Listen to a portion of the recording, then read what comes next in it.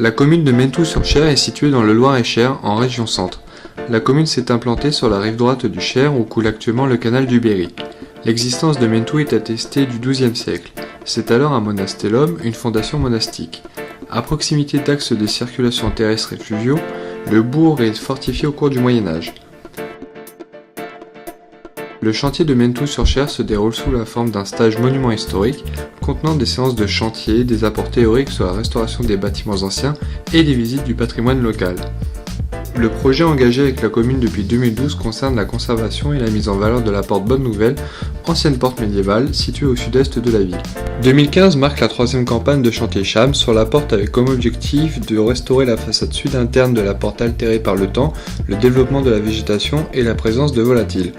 La hauteur et la quantité de surface à traiter nécessitaient au préalable du chantier l'installation d'un échafaudage sur l'intégralité de la façade.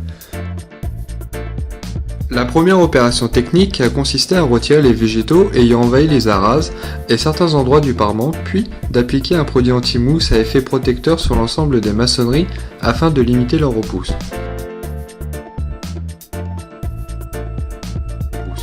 La purge des maçonneries s'est poursuivie par le retrait de l'ancien enduit de parement et de l'ensemble des joints.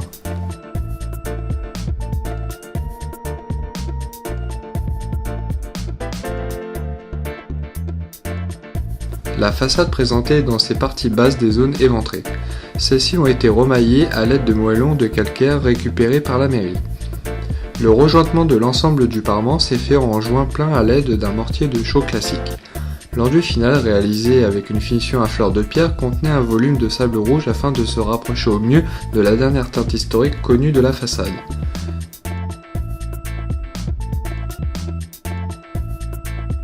Pour garantir la bonne tenue des restaurations effectuées, les arases et les zones présentant des ressauts ont été terminées par des glacis en mortier bâtard réalisés suivant des inclinaisons suffisantes pour faciliter l'écoulement des eaux de pluie.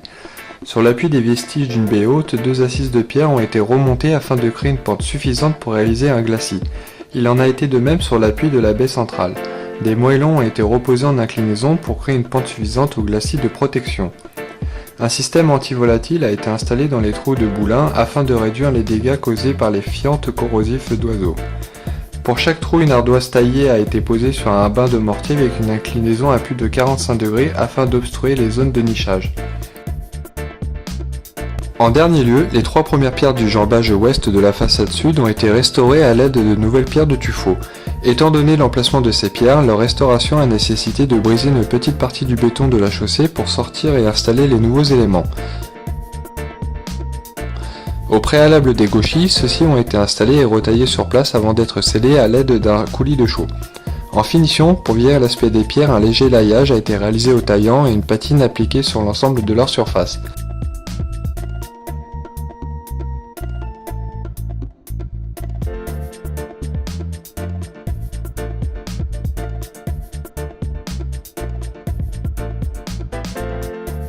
Le stage a accueilli 7 bénévoles dont 2 services civiques. Son encadrement a été assuré par Aurélie Bourgeois, directrice du chantier, et un tailleur de pierre bénévole, Jean Allard.